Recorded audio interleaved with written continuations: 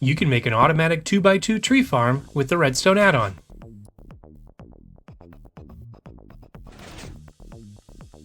This farm drops tons of logs, sticks, and saplings, and can be used with any of the 4 2x2 tree variants, though more on that later. Before we get started, this build assumes you have access to the components included in the Redstone add-on by Pixelbiester, which is available on the Bedrock Marketplace. Here are the base game materials needed. This farm should generate more saplings, so you'll just need about a stack to get started. Also, you'll need a steady supply of Bonemeal. The Efficiency 5 book is recommended, but optional. We'll also need something to determine cardinal direction. In this case, I'll be using a sunflower. And here are the materials needed from the Redstone add-on. Depending on how you want to load the Bonemeal, the item teleporters are optional. Also, it's really important to know that this build is direction specific. Basically, the game checks whether there's enough space to grow a 2x2 tree centered on the northwestern sapling. With that in mind, we need to find which way is northwest before starting.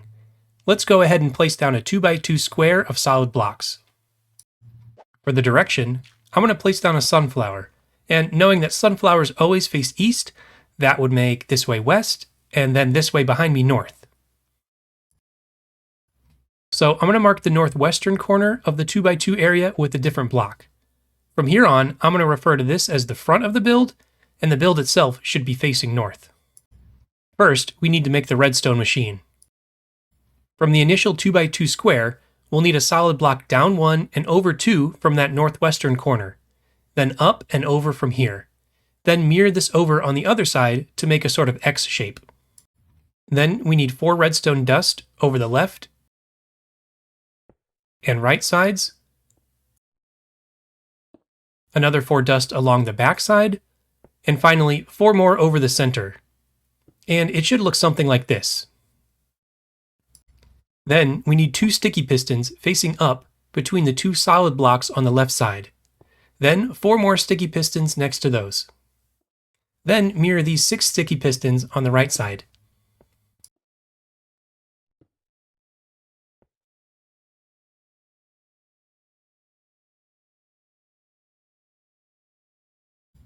On top of the left 2 sticky pistons, we need 2 barrels.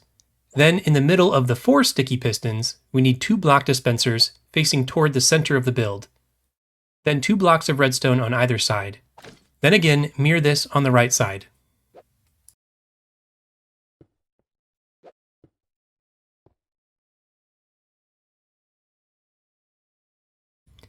Place 4 blocks of dirt on the center between the block dispensers. This is where the trees will grow. If you want to make this build level with the ground, now might be a good time to readjust. Basically, you would just bump this all down by 3 blocks. Then this dirt would be even with the ground. But I'm going to leave this open so I can get at all the redstone innards. Go ahead and fill each of the 4 barrels with saplings. These will be placed by the block dispensers, which are getting power from the blocks of redstone.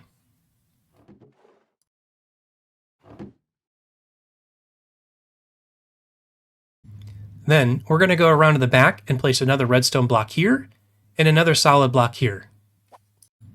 Then from that solid block, we need a block zigzagging down, and another zigzagging over, and a final block stair-stepping down. Place a redstone torch on top of this block. Then, come up here, and on top of the redstone torch, we need a sticky piston facing towards the build, which should extend. Then, place a mechanical saw on the sticky piston. Use a redstone wrench on the saw to switch it to leaves mode. And don't worry, we'll make it be quiet here in a second. For now, place a dispenser next to the saw. Then, come back down here behind the build and place 3 more redstone dust. Then place a temporary lever on the block with the redstone torch. When you flip the switch, you should be able to see the 2-step process that makes up the core of this build. When the pistons are extended, saplings are placed, and when the pistons are lowered, the mechanical saw should extend to chop the tree. And I want to just take a moment to explain the reason for all this is going back to the requirements for a 2x2 tree to grow. We need 4 block dispensers, each requiring power, and their own source container, plus the saw and the dispenser. It's just too many blocks needed in that small 3x3 area around the northwestern sapling.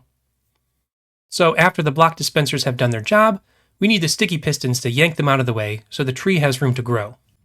To actually get these trees to grow, we'll need to pulse the dispenser, which we'll fill with bone meal later.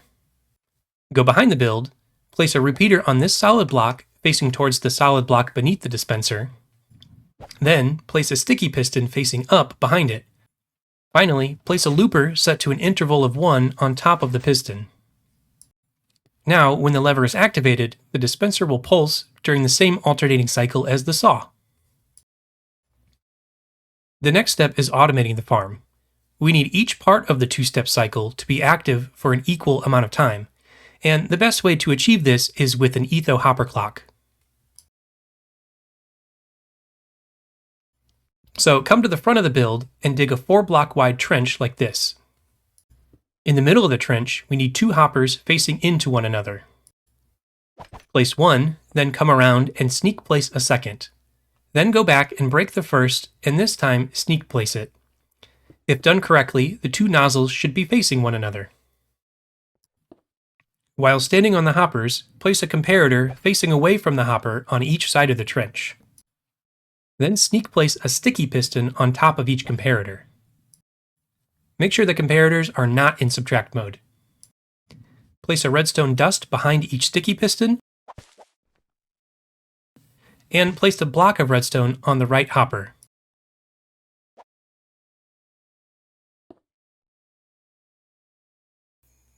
Finally, grab 10 of a stackable item and place it into the hopper beneath the block of redstone. The item should flow back and forth, shifting the block of redstone. Then extend redstone from the redstone block to the center of the build.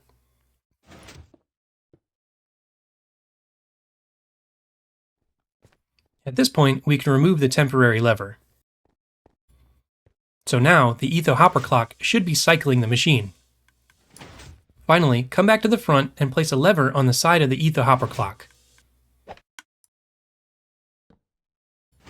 Now, this will be the power switch for the whole build. Next, we need to set up the item collection platform. We're going to go to the front corner and place a solid block in the corner between the barrel and the block of redstone. Then place 3 more blocks this way and another 3 blocks this way. Then do the same thing from this corner, so 3 additional blocks out from each corner. Then go ahead and fill in this outline with solid blocks.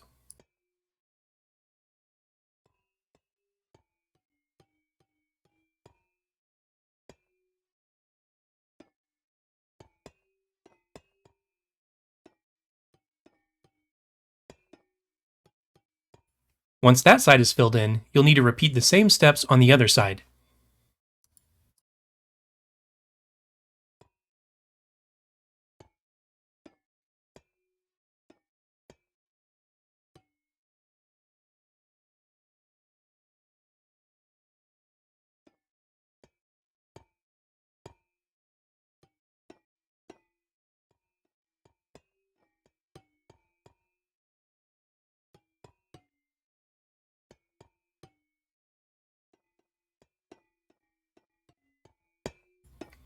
Then, on the back side, we need to make a box to cover up the redstone innards so tree drops don't fall down.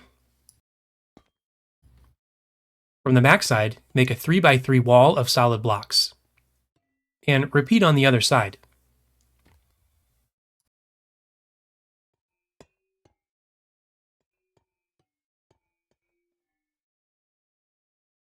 Then, fill in the top. Fill in each of these 2 sides, leaving space above the saw and the dispenser.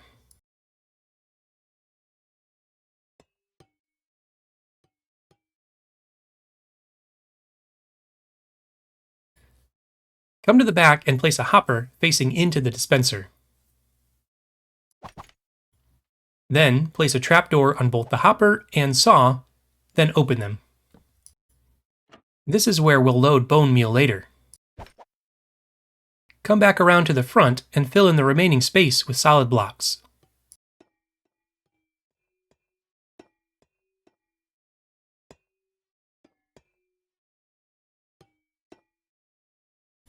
Now, we need to make a screen to keep all the drops from flying out. Go to the front right corner and make a 30 block tall pillar.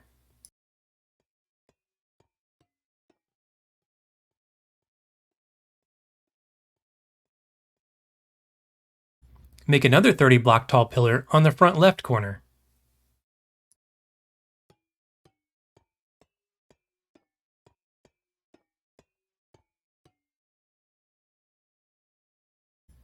Then, fill in the entire area between the pillars with glass panes, except for the bottommost layer.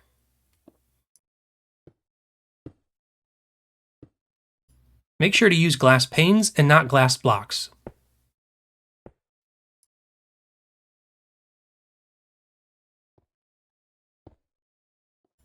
This screen should contain the drops from even the tallest 2x2 tree. Now, let's work on the item collection system. We're actually going to replace the 4 center blocks at the front with hopper droppers facing down. Underneath the glass panes, place a row of powered rails.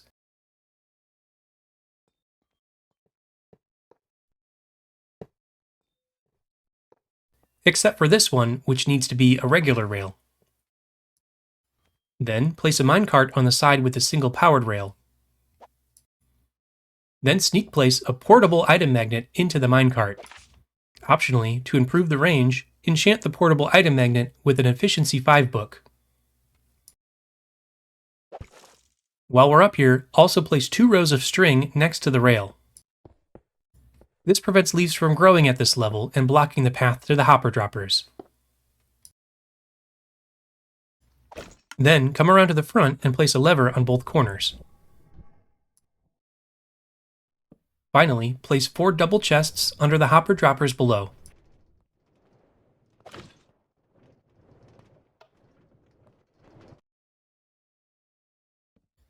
Activate both levers, and the item magnet should bounce back and forth, collecting any tree drops, and unloading them into the chests below. The last thing we'll need is to load the machine.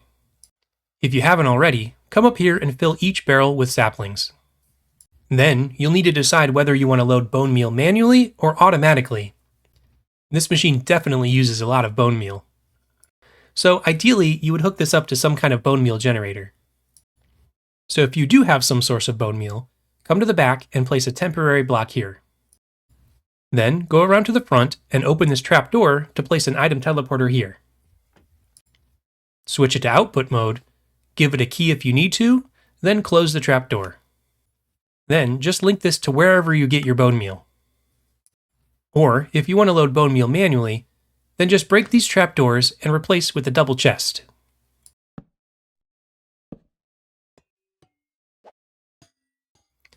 If this is loaded up, you should still get hundreds of logs before running out. You could expand this covering and potentially add a series of stacked chests, as long as it doesn't extend towards the front of the build. Once everything's loaded, we're now done and we can test the machine. Make sure the item magnet rails are on, and when you're ready, go ahead and flip the switch on the Etho hopper clock to activate the machine. Saplings should be placed during step 1. Then, during step 2, the pistons will retract, and the bone meal should grow a 2x2 tree, which will be chopped down with the saw. Then the items will be absorbed by the item magnet and deposited below. Finally, a note on other tree types.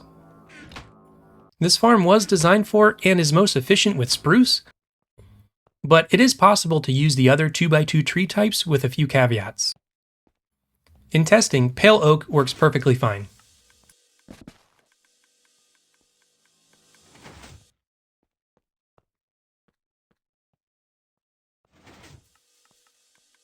Jungle also works mostly fine, but sometimes the saw misses the diagonal branches. I've not seen the farm actually get stopped by these, and usually they get broken with the next tree cycle, but it is possible that they could be stunting tree growth a bit. Dark oak, though, is a little weird for some reason. The saw tends to miss the front and back layers of wood. I can only assume this is a bug with the Redstone add-on. These leftover logs are in the 5x5 column of space needed for a new tree to grow, so it will stop the farm. So you'll need to come up with some kind of custom setup for dark oak. You can just stand here with an axe and break the extra logs manually. But a quick and dirty solution is to add 2 4x5 walls of powered saws.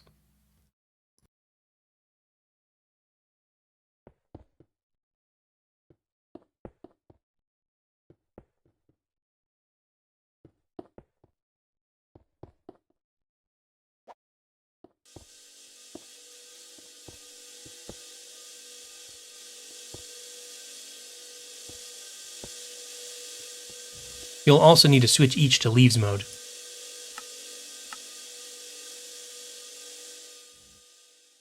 However, I have heard the 1.2 update to the Redstone add-on is on the way. And the upcoming super pistons could come in handy here. So until then, I wouldn't even bother with dark oak. But I would love to hear what solutions you come up with. This is my first long-form build tutorial, and honestly, it was a lot of work. So please let me know in the comments what you thought and what you would like to see next. Please also consider subscribing for more build ideas like this. Thanks.